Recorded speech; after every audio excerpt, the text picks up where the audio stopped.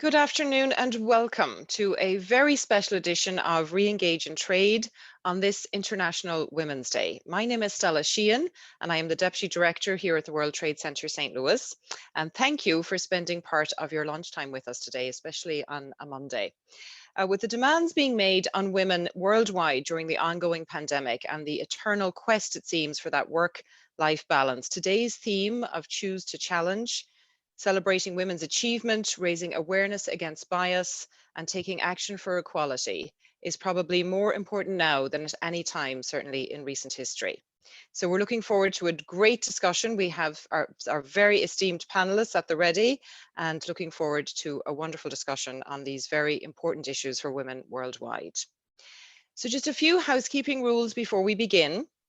You will be muted for the duration of the presentation. However, if you wish to ask questions, please do so via the Q&A button at the bottom of your screens, and we will do our best to get to those at the end of the formal discussion. It's now my great pleasure to introduce our Executive Director, Mr. Tim Noeck. Tim has led the World Trade Center since 2009, bringing years of international business experience in Asia, Africa, Europe, the Middle East, and South America. He is a 2014 Eisenhower Fellow and a proud Mizzou grad. And I have to also add today a great supporter of his predominantly female staff here at the World Trade Center, as indeed is our FDI Director, Sean Mullins, and our President and CEO, Rodney Krim. It certainly makes our jobs a lot easier when we know that we have that support, not just on special occasions like today, but every day throughout the year. So thank you, Tim, and over to you. Stella, thank you very much for those kind words. And actually, I was going to turn it around a little bit and just say on International Women's Day, I want to acknowledge in a very special way you, Bomi Park. Bomi Help is behind the scenes today on this webinar. Betsy Cohen, Karen Gentles, Suzanne Sierra, and Susan Spitz. The World Trade Center and the Mosaic Project achievements over the years are a direct result of your collective contributions and leadership. So thank you very much. With that, I will now introduce our three esteemed panelists, and then I will kick it over to Stella, and all three of our panelists and Stella will come back onto the screen for a very dynamic conversation. But first, Zekita Armstrong Asukwo. She is president of Gateway Global Data Logistics Company and chair of Gateway Global American Youth and Business Alliance Academies. Gateway Global Data Logistics is a workforce and talent management company that provides IT training and staff augmentation in geospatial and human asset, network, and cyber security. Zekita and her team specialize in global hubs, borders, special economic and trade zones, transportation corridors, embassies, and other global offices and ports across North America and around the globe. Zekita has extensive experience in diversity management and talent acquisition, workforce development, and education. She's been featured, interviewed, and published by countless newspapers and some of the most influential online publications. Zekita is currently a member of the St. Louis Region's GeoFutures Advisory Committee and Opera Theater's St. Louis's Engagement and Inclusion Committee. She holds a BA in sociology, and she's also a graduate of the World Trade Center's Chancellor Certificate in International Trade. And she is an MML candidate at Maryville University. Thank you, Zekita. Second, someone who really needs no introduction to all of us, but I'll do it anyway. Anna Crosslin is president and CEO emeritus of the International Institute of St. Louis. From 1978 to January of 2021, Anna led the organization, our region's immigrant services and community engagement hub. The Institute offers integrative services to more than 5,000 immigrants from 60 countries annually, and is widely respected for its English and citizenship preparation, workforce development, small business development and microlending, and cultural competency training. Anna is the recipient of numerous awards and recognition. Since 2000, she has routinely been identified as one of the St. Louis Business Journal's most influential St. Louisans, including awards for diversity and women's leadership, and most recently for the C-Suite Legacy Award. And I should note, in 2012, the World Trade Center awarded Anna with the Global Ambassador Award for her work in founding the St. Louis Mosaic Project. She is a gubernatorial appointee to the Missouri Commission on Human Rights and is frequently quoted by the media locally and around the globe. In June of 2015, she was recognized as a White House Champion of Change for World Refugee Day. She's been awarded 2 honorary doctorates, one from Webster and the other from her alma mater, Washington University. And she will remain at the Institute through the end of March to provide leadership transition for the staff and the board. And finally, last but certainly not least, is Renee Franklin. Renee is Chief Diversity Officer at the St. Louis Art Museum. In this role, Renee champions policies and programs to ensure that the museum is a welcoming and inclusive institution. She has led the museum's efforts to initiate and cultivate sustainable relationships with diverse audiences to encourage participation in the arts for nearly 20 years. Renee redesigned the Romer Bearden Graduate Museum Fellowship, which now serves as a national museum model for increasing leadership and staffing in cultural institutions, along with many other successful art museum initiatives. Renee volunteers on, she says several, but I've written down many boards and committees, including the St. Louis Visionary Awards, Gateway Korea Foundation, St. Louis Sister Cities International, St. Louis Mosaic Project, our own World Trade Center Board of Directors, and the National Alliance of African American Art Support Groups. Renee holds a master's degree in education and an MBA, both from Webster University. So with that, I'm going to kick it back over to my colleague, Stella, and our 3 panelists. Thank you so much for being here today. Thank you, Tim. All right, we'll dive straight in. So Tim did a great job of introducing you all, but I wanted to also give you an opportunity to introduce yourselves and tell us a little bit about your background. And we'll start with Zekita. Thank you. Yeah, Tim did. He gave a very thorough background. So thank you, Tim, for that. So as Tim mentioned, I have a background working in diversity management, specifically in technical recruiting.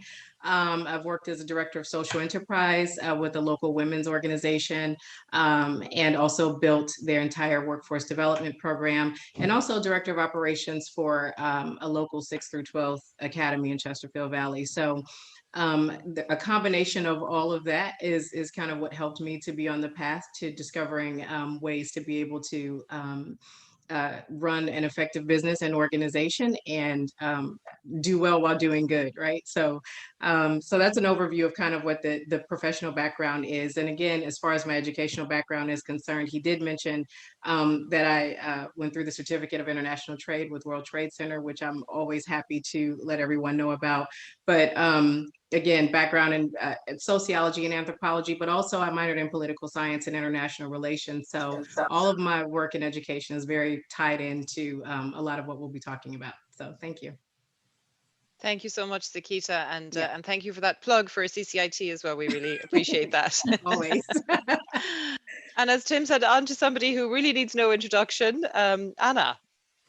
Well, thank you very much for those kind words. You know, when I think about what I can add to Tim's lengthy introduction of me, I would talk a little bit about my personal life and what drives me in terms of mission.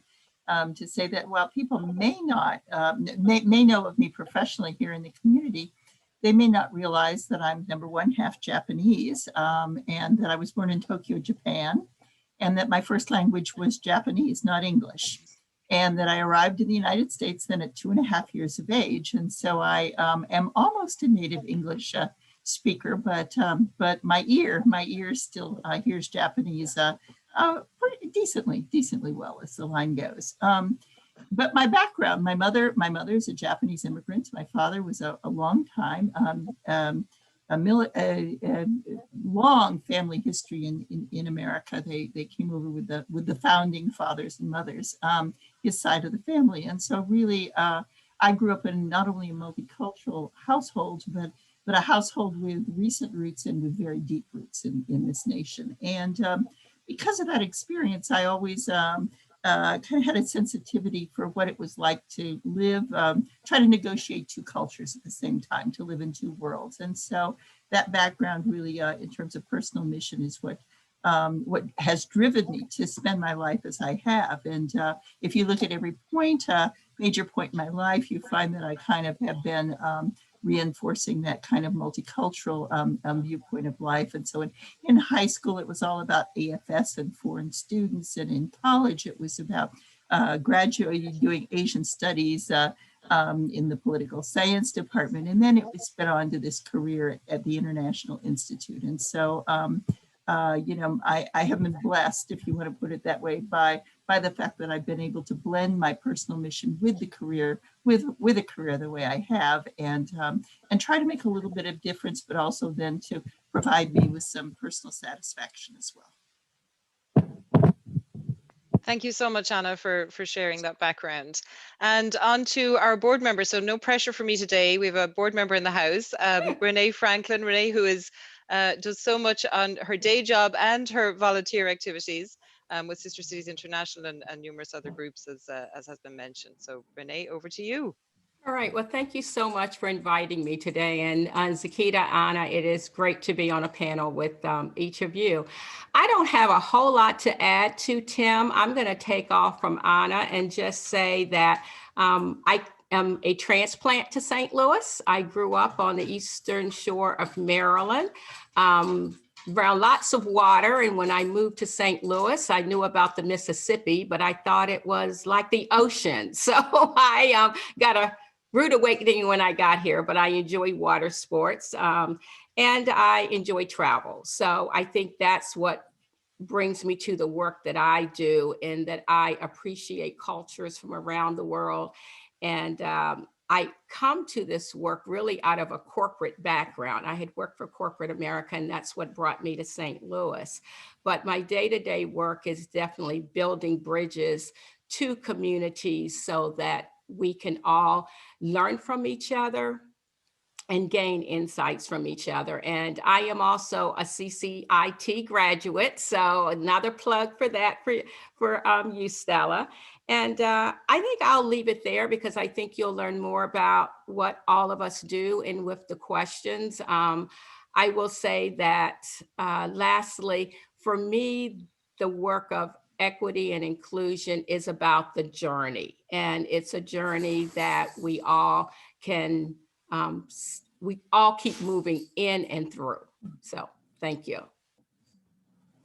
Thank you so much, Renee. As a fellow transplant, I can empathize with that. So, and as somebody who lived by the sea as well, so difficult transition, but it can be done. We have Forest Park, so we can use that. That's instead. right. All right, and you've given us a nice segue, actually, Renee, into our very first question. So the theme, of course, worldwide today for International Women's Day is Choose to Challenge. Celebrating women's achievements, raising awareness against bias, and taking action for equality. So I want to ask each of you how that has played out in your day-to-day interactions. And Renee, maybe we'll start with you. Thank you, Stella. I live in a space of equity and inclusion. It's at the core of my day-to-day interactions, both in words and in actions. And for me, I just strive to be better today than I was yesterday. And I recognize and celebrate all of my ancestors, but all of the international sheroes whose shoulders I stand on.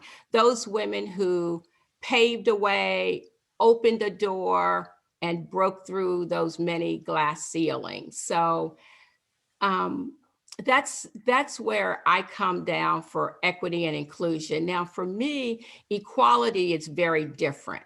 The image that comes to my mind when I hear the word equality is little Ruby Bridges having to be escorted by 4 federal marshals for an equal education. Education affords us greater opportunities, and opportunities turn into possibilities, and possibilities into realities.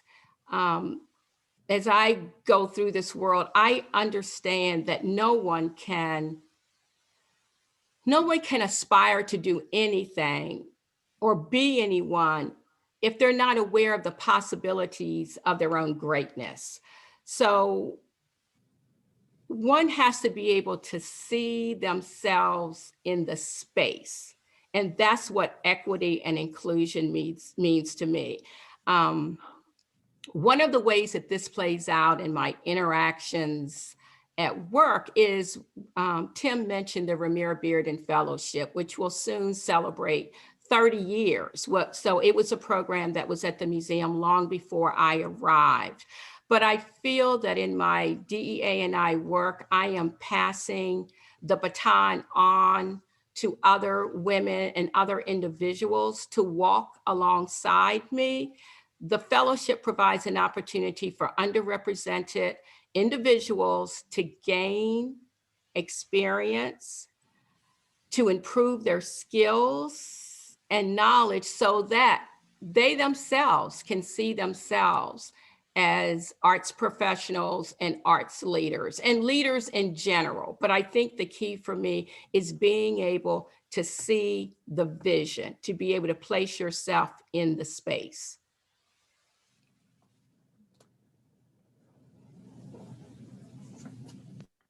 Thank you so much, Renee. And I love the sheroes and the, I love that. I may have to use that.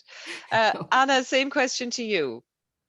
Repeat the question too, please. Sure. It's the theme today is choose to challenge, and how that plays out in your day-to-day interactions. Yeah, I wanted to make sure somewhere, I'm old, and so things start going like this in my brain pretty easily. You know, and speaking of old, and the question, I have been reminded recently, as I am close to retirement, of various stages in my career and how I've gotten to where I am. And the reminder about Ruby Bridges, in fact, reminds me that I was in grade school at the time that Ruby had to be escorted to those doors, and watched some of it on TV on the newsreels and newsreels, et cetera, and was shocked at the idea that that a little girl was denied school, but didn't really understand the ramifications of what that meant until I got older. But I reached my adulthood, if we want to call it that, in the 60s, and I attended college. I came from Seattle, Washington, to attend college at Washington University in St. Louis in the late 60s. And so, you know, it was a time when opportunity was just on the horizon in many different ways for women. You know, I will tell you that many of the people that came before me that I knew, who were friends of the family and neighbors, you know, you had a lot of teachers, you had a lot of secretaries, you had a lot of nurses, but you didn't see as many doctors, and you didn't see as many principals, and you didn't see as many business leaders, et cetera, who were female, because they were few and far between. And when I entered college, there was a feeling that that was going to change, that the world could change, that there was opportunity there. And you know, it did. There was a lot of change that took place in that period and since then. And what I really today have to say is that women have never had the opportunities that they have today in the history, you know, of this nation, or perhaps this world, and yet we still have so far to go. That if there's a lesson in there, if there's a feeling that I have, it's that while we have come such a long, long way, there is still such a long, long way to go. And I'm reminded of that, not just weekly or monthly, but daily, and sometimes even hourly and by the moment. And so, you know, what does that feeling, what does that sense give me right now at this stage, and where's the opportunity, if we want to call it that, you know, for this generation then to make a difference? Well, it, number one, has to do with recognition that that there is still a long way to go. I don't know, I talk to my, I talk to my daughter, I talk to her friends, I talk to others. People don't always understand. Women don't always understand, in fact, that there's still a long way to go. They think that they're further ahead than they actually may be. And so one of the messages is, don't take for granted what you have. Don't think that it's more than it is. Constantly work to try to be able to make change, and reach out to those around you to make change within teams and groups, etc., because you're stronger as a group than you are as individuals.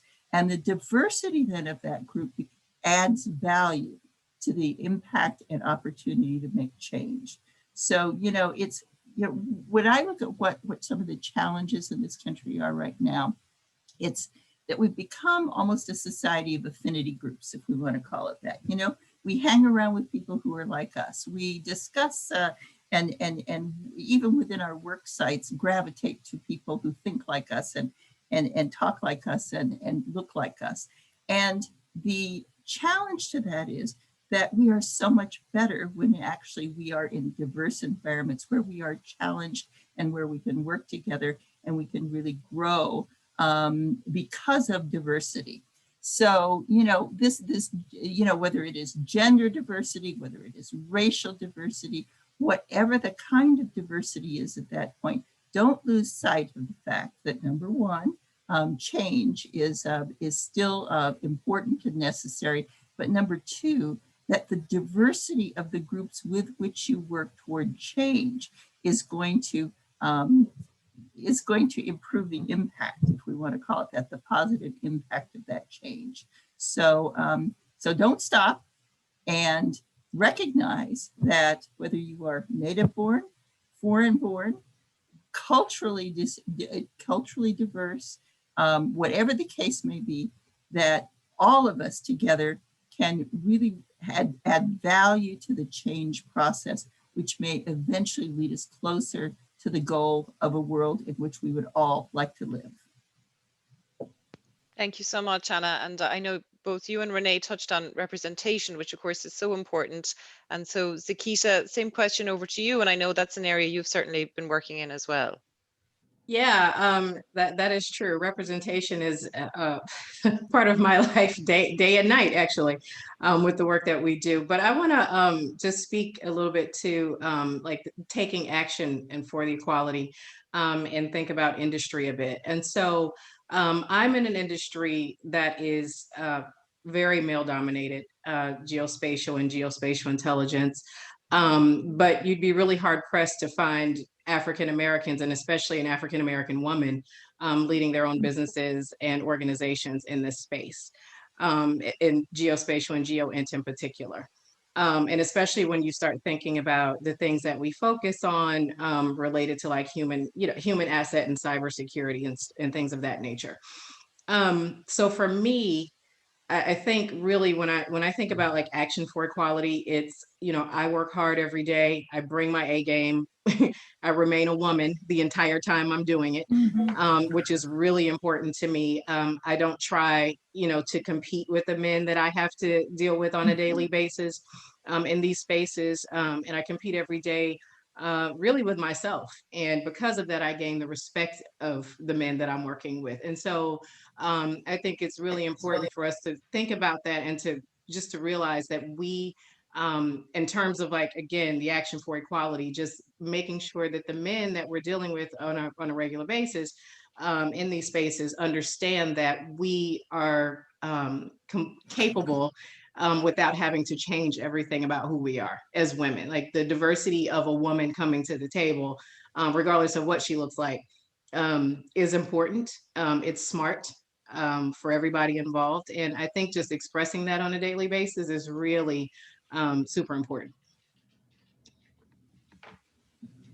Thank you, Zekita, and just such important work that you're doing in such a highly technological sector that doesn't have a lot of women generally. So, so thank you for those words. Yeah. I'm going to stay with you for a moment, Zekita. As a business owner and, of course, a champion of diversity and women's causes, as you've mentioned, you'll be aware more than most of the impact that the COVID-19 pandemic has had in particular on women. What do you Yes. think we can do to help redress that situation? We read all these scary reports from consultants and McKinsey saying that, you know, tens of thousands of women have dropped out of the workforce. And what do you think we can do to help, as I said, redress that? Yeah.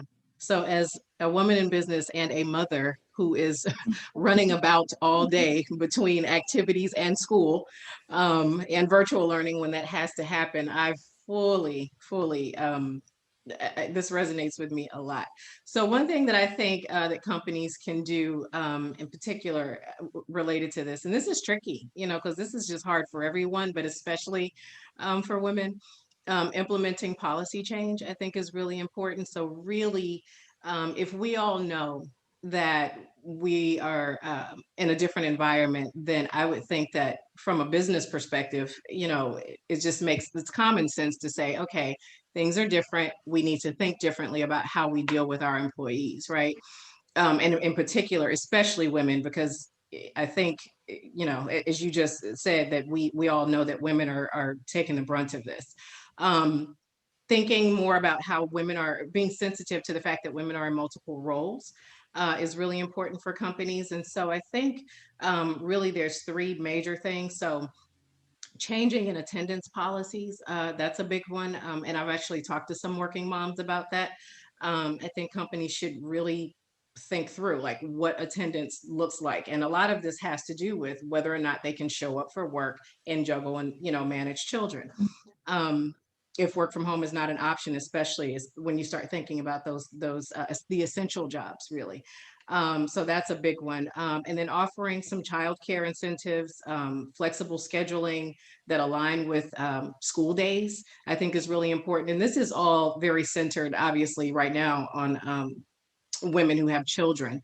But these things are really important. And I really think businesses should be thinking about this. Like, these are ways that you can really affect change and make sure that you're doing everything to accommodate the workers. It's just really important.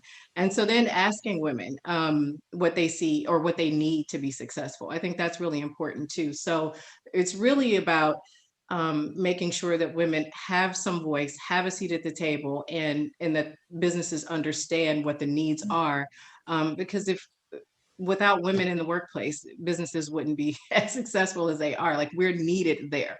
So it's important that with all of the change, that conversations are being had that speak to the things that happen in our personal lives that affect our work life.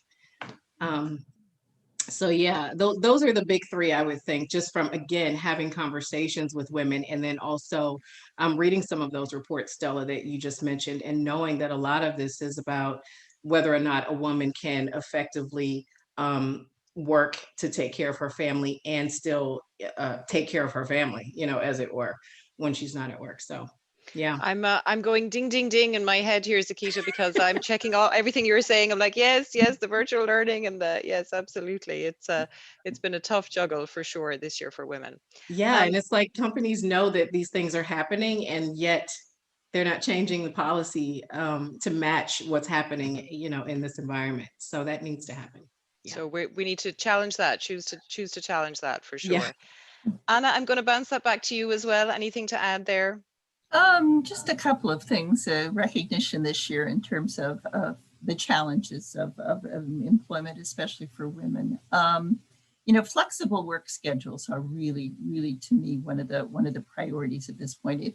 If you don't have to be on that Zoom call at 9 a.m. and instead you can be on the Zoom calls at 7 p.m. And so that you can spend the day being able to assist your child with homework, etc., then why force them to be on the call at 9 a.m.? So, you know, flexible schedules is, I think, really, really a priority. And the second thing that I think I would be remiss if I didn't mention is technology. That, you know, women from a very early age, many of them have been discouraged, in fact, from learning about and using technology in any big way. And you have generations of individuals, particularly at my age, who really don't understand technology very well. And suddenly you're in an environment where at many work sites, you're sent home and said, you know, get on the computer and work from the computer. And that, you know, and there's no supportive processes, then really it's just an expectation that you know how to do this, that you should do it. And so, and they're being confronted with this, not just for themselves personally in their work environment, but they are the instructor then that's having to be able to assist their kids in being able to deal with technology too. So I think we need to recognize that when you look at burdens that are within COVID, there have been opportunities as well. But when you look at burdens, you have to realize that that access to technology, in fact, may be difficult for many, more difficult for some women than it may be for the general population. And knowledge of how to be able to use that technology effectively may also be a challenge for them. And so special consideration on the part of employers, funding, et cetera, is part of the picture at that point that can't be denied. Great, thanks so much, Anna. It is easy to forget when you're constantly hauling your laptop home that perhaps not everybody has that experience, and absolutely that's a good reminder. Renee, I'm going to punt that to you as well. Same question.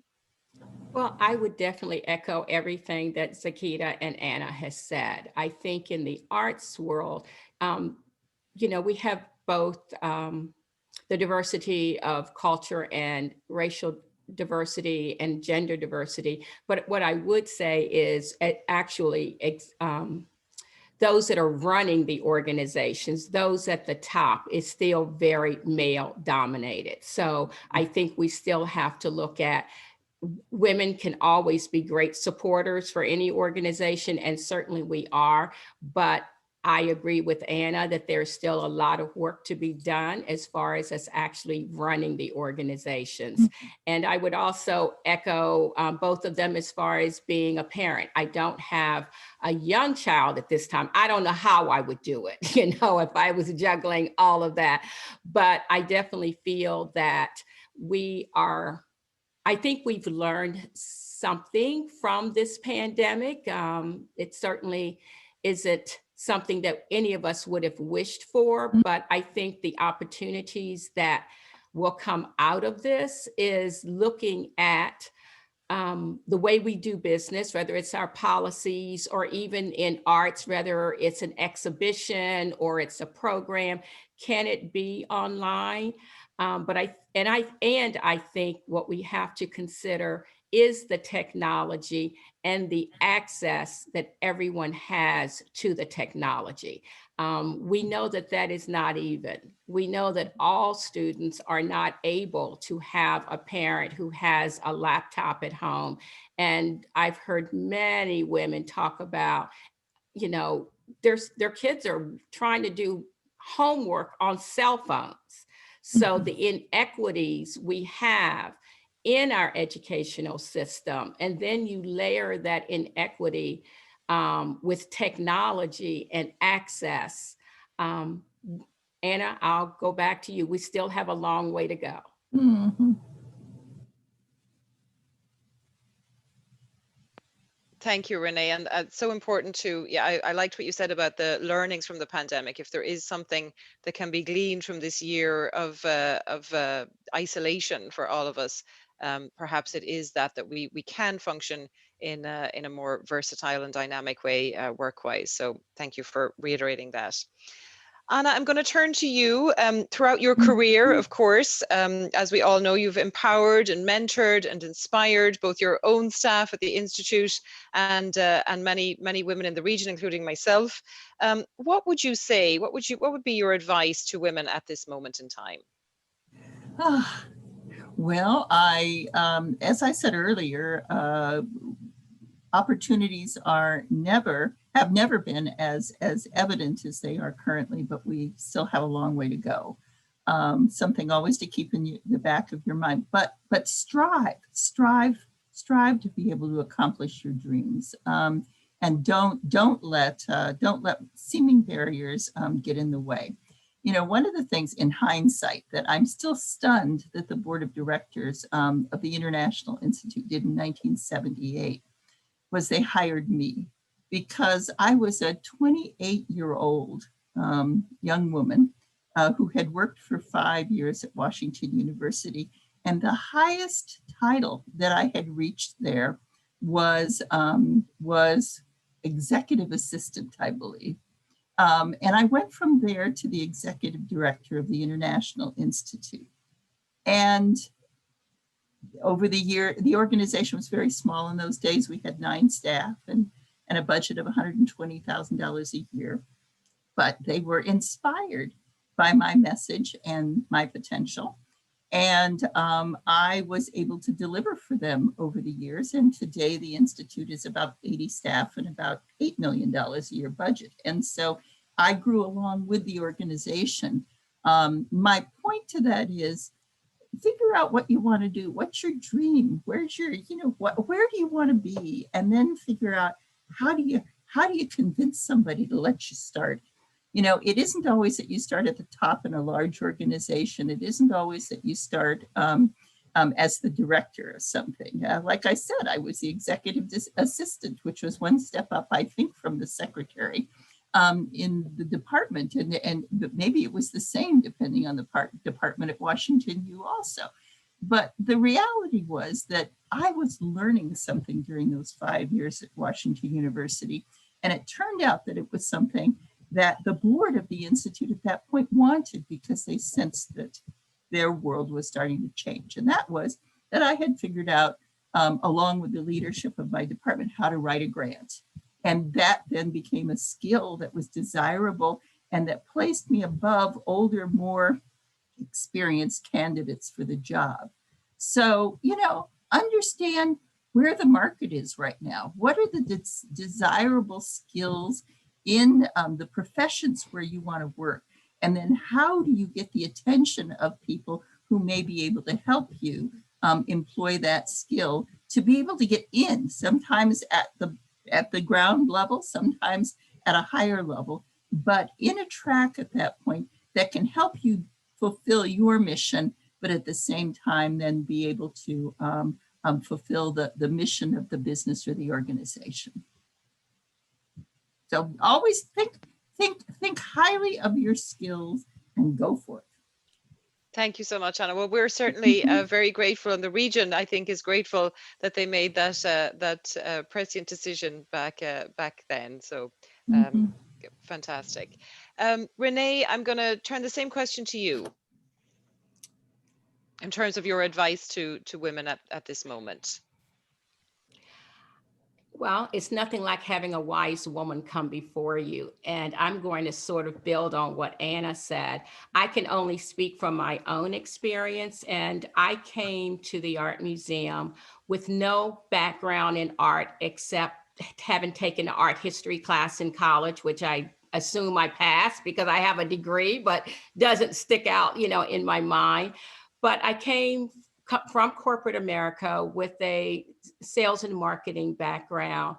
And I jokingly say all the time that I was the first outreach coordinator. So I couldn't do the job wrong, right? Because I was paving the way for this job.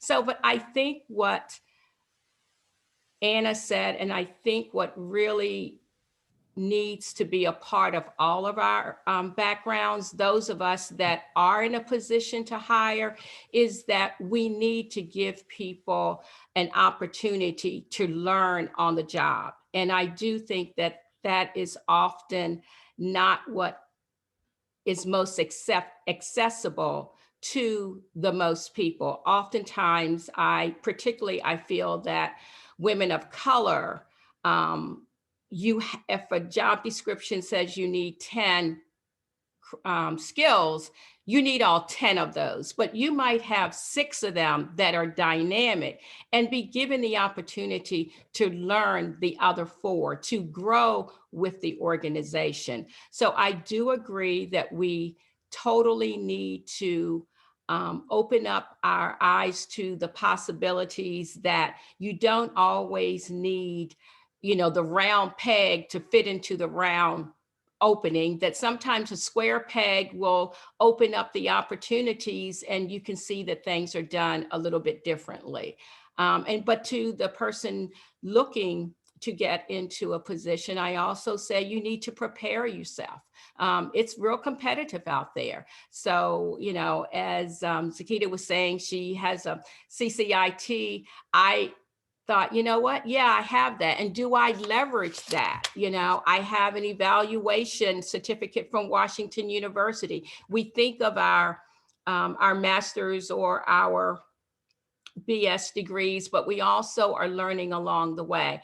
And I will also conclude on the fact that even though I'm talking about college degrees, I don't believe that a college degree is necessary for everyone and every position. So also, we could do a better job at training opportunities across the board.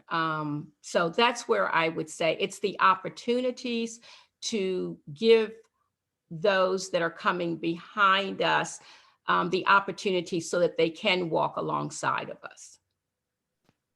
Great advice there, Renee. Thank you. And I know you've touched upon workforce development, which is so crucial for our area in particular and our state as well. Zekita, I'm going to pass the same question on to you. Yeah, thank you. So my advice to women would be never give up. Always try new things, even when it's scary. Spend time sharpening skills or getting new ones, which again goes back to the training and the workforce piece. And as you know, Stella, we work very closely on the American Youth and Business side with workforce development all across the state. So I'm a huge proponent of that. And then probably most importantly, seize all opportunities. Women, because we spend so much, and I hate to sound cliche, but we spend so much time taking care of all the other things that we have to take care of. Quite often, I've noticed that the opportunities that come up are seized by men and not seized by us because we're letting them just float by. Be paying attention to the opportunities and pounce on them when they come, because if you don't, you'll miss them. That's the strongest advice I can give, really. And some wonderful advice there. Thank you. Thank you, Zekita. I'm sure people are probably writing these down as we speak. Renee, with your position, having, as I said, we mentioned in your bio, having multiple roles both within the institute and obviously you did a fantastic job, obviously, on that first job, because otherwise you wouldn't still be here. So, so kudos to you for learning on the job. But your work at the Art Museum and also your many volunteer opportunities, particularly with both sister cities here locally and internationally in DC. What do you see as your chief priorities in your new role as Chief Diversity Officer? And what do you see as the most acute need in St. Louis in terms of diversity and inclusion? Well, my role, Chief Diversity Officer, is new in design for the museum, but it's not new in practice. I believe that from my very first job until now, I've always been sitting in that DEA and I space where wanting everyone possible to come to the museum and to enjoy the experience at the museum. More specifically with the CDO job, that came out of an intentionality at the museum to focus on DEI. And our Board of Commissioners actually approved a diversity study report that is available online at the SLAM website. And it recommends considerations that impact every function of the museum, but looking at it through a diversity equity lens. But if I had to name those priorities at this point, I think there are three. I think that I want to utilize the museum's world-class global collection to expand the narrative, to make sure that we're telling everyone's story, including women's stories. I want to increase the diversity of staffing and governance that are sitting around the table so that they're involved in the decision-making. And I want to increase the community collaborations that we have as an institution to ensure that the museum is at the center of community. And I think collaboration is the thing that I think the St. Louis region could also benefit from. As you say, I'm involved in a lot of different organizations. So I know that we're doing a lot of work cross-sectorally in St. Louis, but if we could all think out of the box and let education and business and health and arts and culture organizations all work together, big organizations, small organizations, for-profit, non-for-profit, just all partner and team up, I think we can all expand our resources and learn from each other. So, you know, a quote from Helen Keller comes to mind: alone we can do so little, together we can do so much. And I believe that we can foster more opportunities in our region to make a good region an even better region. So collaboration would be my answer to that. Great, thank you so much, Renee. Zekita, same question. So I think I will go back to the workforce in terms of the need for diversifying in the St. Louis region.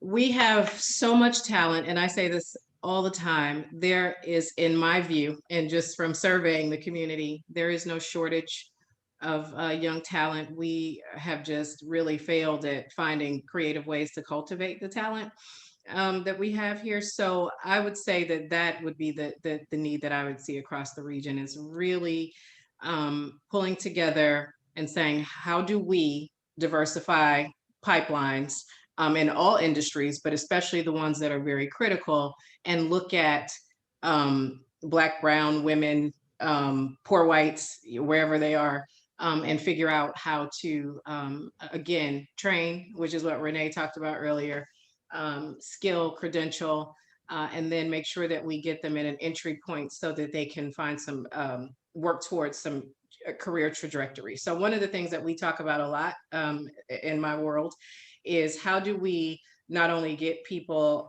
skilled and get them in an entry point, but make sure that they stay on those pathways? Because a lot of the times that's where the diversity kind of fails, is like they get into an entry point and then they're stuck there. So when you start looking at those roles that are more lucrative, or there's more role responsibility, you don't see that diversity because they're stuck. So I think that what we could do as a region, or what we should be doing as a region, is working together to do as much as possible so that people don't get stuck in those entry roles, and then we'll find a more fluid, if you will, diverse pipeline. So that's a big one for me, for the region. Thank you, Zekita, that great important point there. Yeah. And Anna, same question to you. Well, I guess it wouldn't surprise you to know that in my field, one of the things that I would suggest that would improve the region significantly would be to attract more population and a diverse population. You know, when you go back and look at the foreign-born numbers for the St. Louis region, you find they're about 5%. And you know, while you point to New York at 33% or Chicago at 24%, those seem just out of reach. The truth of the matter is, if you look at the top 20 markets in the United States, all of them have at least double, if not triple, the foreign-born representation St. Louis does. So growing cities are growing because of immigration. It offers opportunities in terms of expanding diversity within a community. It also offers new population sources, but it also then attracts and retains others from around the country who might come to St. Louis to work and are surprised when they arrive here at the lack of foreign-born populations and immigration that are here. I mean, if Seattle, I said earlier, I'm from Seattle. Seattle looks very different than St. Louis does. And here we're trying to attract an Amazon or one of these companies, and yet they come down here and look, and they don't see a city that looks like their employees, or like how their employees are used to being, you know, used to shopping and living and interacting, etc. So I'm not saying we have to be a Seattle. I'm not saying we have to be in New York, but we have to be more than what we are right now. And the way to do that is to broaden our diversity, which then translates to not just these attraction mechanisms, but it's the diversity of thought and opportunity, all of these kinds of things I was talking about earlier, perspectives, etc. We can build the better widget if we have more diversity in general, and everybody benefits from that. Thank you so much, Anna. Some great words there, and of course underlies the importance of our St. Louis Mosaic project and the work of the International Institute as well. So thank you for that. So again, a reminder, if you do have questions, please pose those in the Q&A at the bottom of your screen. We do have one coming in, kind of a comment really from Laura. Changing the perception of value from hours worked to contribution made. So many workers, usually men, are complimented for their dedication when they work long hours, etc. This respect for work ethic that translates to hours worked versus contribution made really hampers women's ability to be rewarded for their contribution, all the while managing the home, the family, etc. So I don't know if anybody wants to comment on that. Feel free to jump in. Agreed. I don't know what you can add to that. Well stated. That's what I was thinking. Agreed. We'll all check the box on that. Short one. and snappy you, there. If they would give us credit for hours worked both at home and at the office. There you go. There you go. That Yeah. 10 or 12-hour day that so many of our male counterparts say that they work on a regular basis, because it is far more than that. But the problem is that society in total devalues what's done outside of the workplace. And because of that, then women in another way are just hampered when they look at things like hours worked. Hours worked, my God, 18, 20 hours a day, because it's about everything we do at the office and then everything we do when we come home. So I think Laura, it may be Laura, yes, she's written back in all caps, right. So while we're waiting for, oh, wait 1 second, we may have had another question pop up. All right, so I do have one last question. As I said to the attendees, please feel free to pose your questions. But how can the attendees who are watching us today, how can they get involved in celebrating women's achievements, in raising awareness, and in taking action for equality? What can they do to move that along in our region? And Renee, I'll start with you. Well, I mean, this has been inspiring to me, lots of great comments, but I think I am going to answer that with where I began. And that is that the core of equality to me is education, it's training, it's awareness, and learning is a journey, as we all know, not a destination. And I would ask that we choose to challenge ourselves by learning from someone who is different from ourselves. I ask that we also give ourselves grace and ask for grace in spaces that are outside of our comfort zone, because I think that's what holds us back.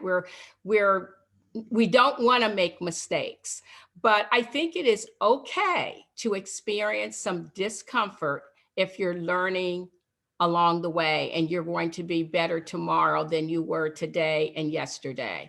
And quickly, as far as the region is concerned, we were talking about things that they can do. Is I think forums like this is great for people to pick up ideas and to just share in experiences of other women. The Art Museum, I'll give a plug for it. We're having our If It Wasn't for the Women celebration, which is a celebration of women of color in the arts. And that will be Wednesday. And it's at our website, slam.org. And a second I want to mention quickly is I'm on the board, you mentioned, of the Visionary Awards for St. Louis, and please Google the organization if you're not familiar. But we celebrate women every year in the arts. So you can nominate women so that their talents can be celebrated. And on April the April 26th, we will have a free virtual celebration of 6 dynamic women. Again, that's April 26th. And last but not least, Zekita talked about pipeline, and we talked about the Ramir Bearden Fellowship. And we're actually going to have an entire case study looking at pipeline and developing staff on May 6th, and that's going to be a free summit, and there'll be more information at our website. So I think, first it's get out there and do something different with someone different, and then also take advantage of all of the great programs that are happening in St. Louis. Thanks so much, Renee. We're getting a lot of compliments, ladies, in the chat. So we'll mention all of the events that Renee mentioned. We'll make sure we follow up with you on those, and to the panelists, we'll be forwarding on the information in the chat to you. Zekita, if I could ask you to weigh in on that same question. Yeah, so I think that first start by listening to women. That one's pretty key. Seeking full participation from women in decision making, just in the entire process. Being open to the fact that diversity of thought sparks growth. Speak up when you see that women are being left out or treated unfairly, especially in business. And then really important, offer mentorship, offer to mentor. So if you see a woman who, I don't know, if you see she has a ton of potential or even just a little bit, offer some support, because you just never know how far a woman can go when she has someone to support her along the way. So those would be the big ones for me. Love that.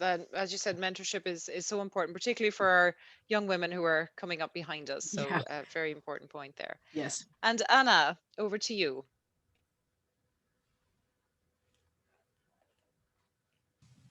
Ditto to everything that's been said so far.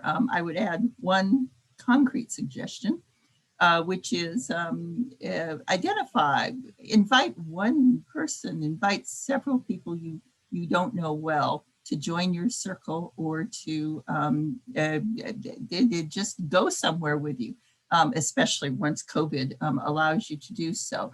One of the challenges with the St. Louis region is that there are so many people who have always lived here. Where did you go to high school is an easy question to ask in St. Louis, because so many people have been raised here their whole lives. Well, that's good in a way, but it also means that many of you have basically made your friendships in kindergarten. You have family members around to support you. And so you don't think about expanding your circles the same way you might if you lived in a city like, I don't know, like New York or something, where everybody comes from someplace else. But there are a lot of people here in St. Louis, in fact, who do come from other places. And the only way they develop circles over a lifetime of living here, if I think of myself, is that most of my close friends are people who came here from somewhere else also, because there was never an opportunity really to connect with people who lived here, because they already had their circles. And while they were always friendly, whether in an office or a social environment or wherever it is, they always were very friendly. They didn't think about expanding their circles because they didn't realize that was an opportunity. Well, think about it as an opportunity to diversify your thinking and your circle. You'll be better off for it, and others will be better off for it too. Thank you.